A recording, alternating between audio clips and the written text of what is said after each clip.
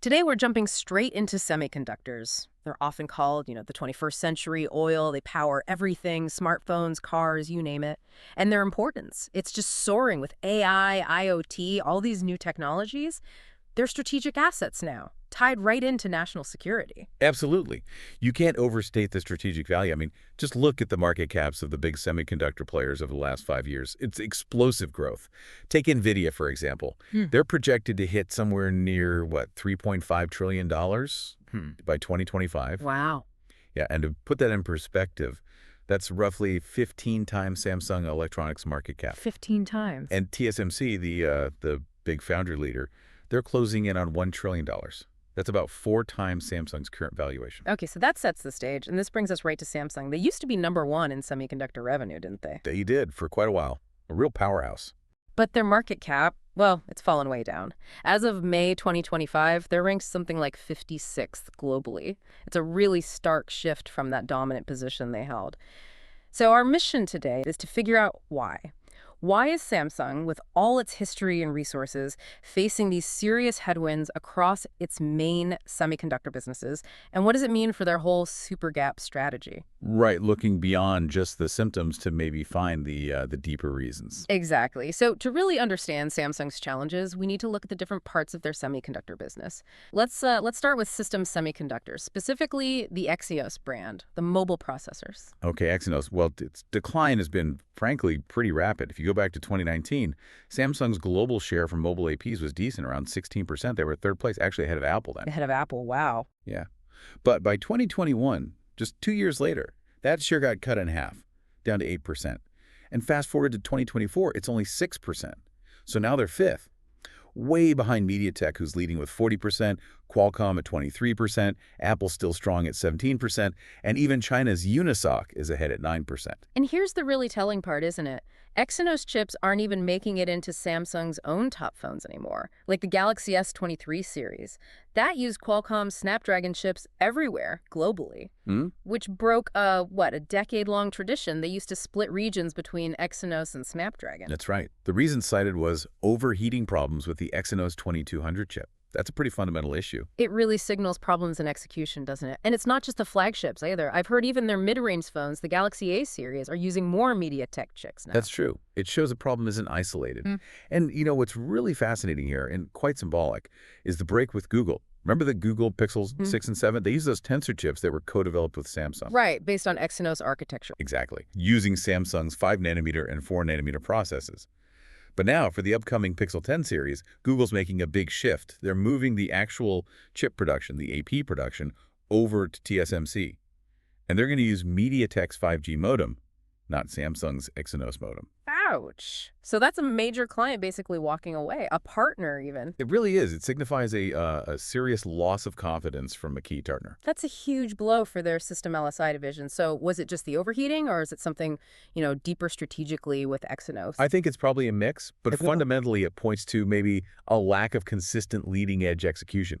This market moves so incredibly fast. And once you stumble, like with the Exynos 2200, getting that trust back, getting the market share back, it's just incredibly tough, even inside your own company, apparently. Yeah, a worrying trend. And it's not just confined to mobile processors, is it? Let's move on to memory. This has always been Samsung's castle, their stronghold. Absolutely. Samsung has been the undisputed global leader in both DRAM and NAND flash for a very long time. But that super gap, their dominant lead, it's now being seriously challenged. And it's coming from two directions. First, there's really aggressive competition coming out of China. And second, there's this intensified battle specifically in high bandwidth memory, or HBM. Okay, let's take the China angle first, even with U.S. sanctions. Yes, despite the sanctions, you've got Chinese companies like CXMT in the DRAM space basically flooding the market with older DDR4 memory, but at really low prices. And in NAND, there's YMTC. They've made significant strides in their 3D NAND technology, pushing the envelope there. So what does this all mean for the cutting edge? Are they competing there too? Well, what's particularly concerning for the incumbents is China's speed in developing advanced memory, like HBM. Reports suggest that China's CXMT has actually hit mass production for second-generation HBM. And they did it in just 2 years. 2 years. Yeah, which is apparently more than a year ahead of their original schedule. And this is despite facing restrictions on getting certain equipment. It really ties into China's whole memory Golgi strategy, their push for memory independence. It's fueled by huge government investment, poaching talent, and, well, there are also accusations of technology copying. So a long-term threat to Samsung's dominance in memory. A very real one, yes. Yeah. It's reshaping the landscape. Correct. Now, shifting focus to HBM itself, it's become a sort of game changer for the whole AI boom, right? It's crucial for high-performance computing. Exactly. High value, high demand. But Samsung, despite being the overall memory leader, is actually second place in HBM.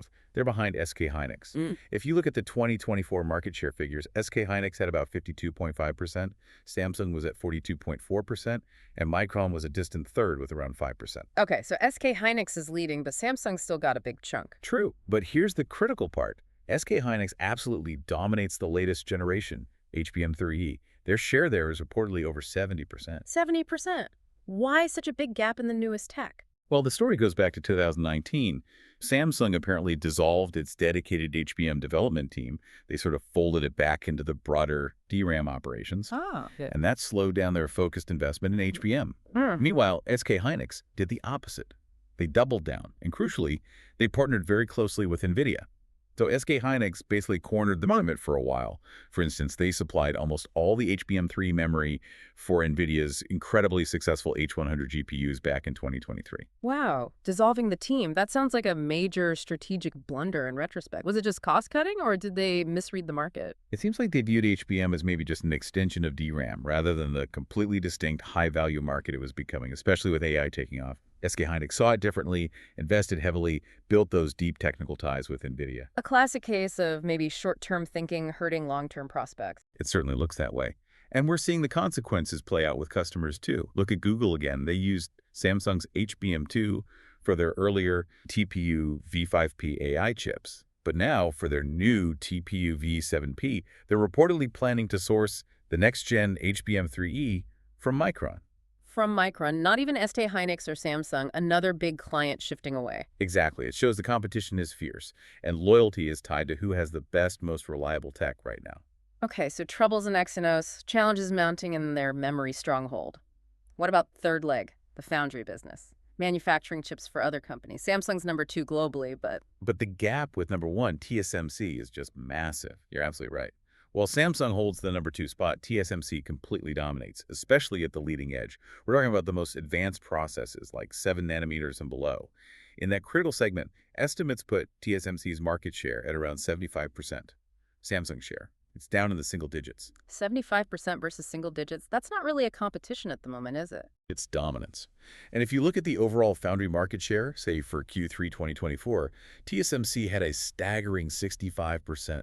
Samsung was way back at just 9.3%. And we've seen the practical effects of this, right? Big tech clients leaving Samsung's foundry. Didn't Qualcomm shift their Snapdragon chips away? Yes, the Snapdragon 8 Gen 1. It started on Samsung's 4-nanometer process, but due to yield problems, meaning not enough good chips per wafer, Qualcomm moved production to TSMC's 4-nanometer process for subsequent versions. And NVIDIA, too. NVIDIA as well. Their RTX 3000 series gaming GPUs were initially made on Samsung's 8-nanometer process. They moved to TSMC's 5-nanometer for the next generation, the RTX 4000 series. We also mentioned Google earlier, moving their Tensor chip production to TSMC, and Tesla's advanced chips for autonomous driving. They also reportedly migrated from Samsung to TSMC. So losing Qualcomm, NVIDIA, Google, Tesla, these aren't small customers. Not at all. These are the huge, volume, leading-edge clients you absolutely need to sustain a top-tier foundry business. Losing them, or failing to win their new business, directly impacts that overall market share figure. Okay, so this paints a pretty clear picture. Struggles across Exynos, memory, and foundry. Which leads to the big question. Why? Why is Samsung, this giant, this former leader, seemingly stagnating across the board? It feels like there's a common thread here. I think there is. And when you look closely, the primary cause seems to boil down to a lack of technological leadership. It doesn't appear to be a simple shortage of capital. They have deep pockets, or even a lack of engineering talent. They have brilliant people. So not money or people? Not primarily. Though, yes, geopolitical risks play a role. And the structure of being an IDM, making your own products and doing foundry for others, creates some inherent conflicts. But the core issue seems deeper. Contrast this with TSMC. Their founder, the legendary Morris Chang, and their current CEO, C.C. Wei, both came from engineering backgrounds with deep experience in Silicon Valley. And the argument is that engineer CDOs, especially in a field this technical, tend to prioritize the long-term vision. They're acutely aware of technological shifts, they value innovation, maybe more than just hitting the next quarterly target. Right, they speak the language of the tech itself. Exactly. Which helps foster real, sustainable, competitive advantages. There's a story about TSMC that really illustrates this, isn't there? The Nighthawk project. Ah, yes, that's a fantastic example. Back in 2014, Samsung made a huge announcement. They were the first in the world to mass-produce 14-nanometer FinFET chips. This was a direct threat to TSMC, who were on their 16-nanometer process. It looked like TSMC might lose Apple's chip business, a massive blow. A real crisis moment for them. Absolutely. Yeah. So TSMC's founder, Morris Chang, launched this thing called the Nighthawk project. It was pretty radical. They pulled together 400 R&D engineers. These people worked literally 247 in 3 shifts, day, evening, overnight. Wow. And get this, they got a 30% base pay bonus, plus a potential 50% year-end performance bonus. For an R&D team, that kind of incentive structure was basically unheard of in the industry at the time. Talk about putting your money where your mouth is. All in on R&D. Total commitment. And the project was a stunning success. What happened next was telling. Apple decided to split the order for their iPhone 6's A9 processor between Samsung, using 14nm, and TSMC, using their accelerated 16nm. But then came Chipgate. Remember that. Tests showed that TSMC made chips perform slightly better, or at least had better battery life. I do remember that controversy. It was enough. Starting in 2016 with the A10 processor, Apple gave all its subsequent processor business exclusively to TSMC.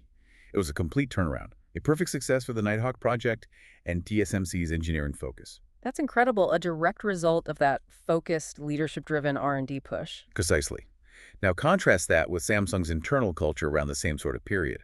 Reports suggest that often financial managers or strategic planners held more influence than the engineers when it came to big decisions. There's an example from 2019. Samsung System LSI division, the Exynos guys, they apparently wanted to supply 5G modems for Apple's iPhones, a potentially huge customer. Makes sense, right? Big volume. You'd think so. But headquarters reportedly refused. And the reasoning. It was purely competitive. They didn't want to help make the iPhone, a direct competitor to their Galaxy phones, any better. Wow. So instead of seizing a huge market opportunity for their chip division, they blocked it because of rivalry in the phone division. That's the reported logic. Okay. It looks incredibly short-sighted in hindsight, doesn't it? It really does. So while TSMC was making these bold, long-term technical bets, doubling down on engineering to overcome a crisis and win the biggest customer, Samsung was potentially missing huge future markets because of, well, short-term competitive thinking that ended up hurting their own chip business. It paints a stark contrast in leadership philosophy and priorities. You really do have to wonder what those internal strategy meetings are like at Samsung these days. The pressure must be immense. Okay, so let's try to summarize. Samsung's famous super gap strategy, their aim to be miles ahead of the competition, it seems to be shaking right down to its foundations. And the core issue we've identified isn't really about a lack of money or a lack of smart people. It seems to be more about, well, who's holding the steering wheel? Is there the right kind of long-term tech-focused leadership at the very top? That really seems to be the crux of it. It reminds me of something Elon Musk said back in February, speaking at West Point, the U.S. Military Academy. He said something like, if someone is leading a tech group, they don't necessarily need to be the best engineer in the room, but they absolutely must be an excellent engineer themselves. Interesting. And he used an analogy. He likened a non-engineer leading a tech company to a cavalry commander who can't ride a horse. You need that fundamental understanding to lead effectively in that domain. A cavalry commander who can't ride a horse. That's a powerful image. And it suggests this leadership question puts Samsung in a really tough spot, facing maybe 2 distinct battlefronts now. I think that's a good way to put it. 2 fronts. Front 1 is about reclaiming past glory. This is the fight to win back the territory they've lost. Things like, can they finally get their HBM competitiveness back on track? Can they stabilize the manufacturing yield of their gate-all-around process, which, on paper, was actually superior to TSMC's FinFET initially, to actually close that foundry gap? So fixing the current problems, regaining ground. Exactly. Clawing back market share and technological parity. But then there's front 2. And this one is arguably harder, but maybe even more crucial for the long term. That's pioneering the future territory. It means navigating these emerging markets where the rules are still being written. Like what kind of markets? Think about custom-designed chips, ASICs, for the big tech companies. Everyone wants their own optimized silicon now. Or the market for highly reliable automotive semiconductors as cars become computers on wheels. Or ultra-low power chips for the billions of devices in the Internet of Things. Right, these aren't just standard memory or processors anymore. Not at all. These areas demand completely different weapons and strategies, if you will. You need deep technical understanding of very specialized chips. You need extremely close collaboration with the clients, often co-designing things from the very start. It's a different ballgame. So the stakes are incredibly high, aren't they? It's not just about catching up. Can Samsung actually adapt its leadership style, its internal culture, its strategies to fight on both these fronts? Can they reclaim that past glory and successfully forge new paths in these specialized, evolving markets? What do you, listening right now, think will be the absolute key to Samsung's survival and maybe even its revival in this semiconductor battleground?